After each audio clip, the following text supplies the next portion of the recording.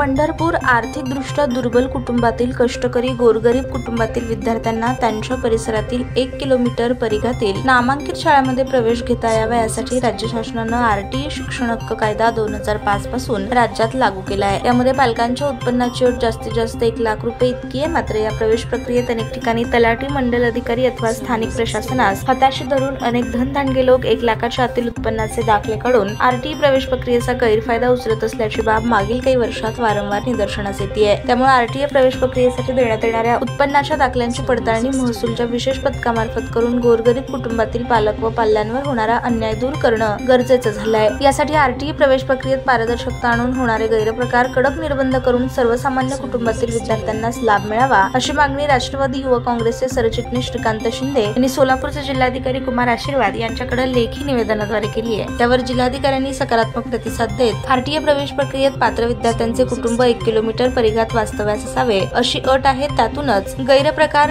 रोखण्यासाठी योग्य ते अंमलबजावणी करण्याचं आश्वासन त्यांनी दिलं। ताज्या बातम्या पाहण्यासाठी प्राईम महाराष्ट्र न्यूज चॅनलला सबस्क्राईब करा।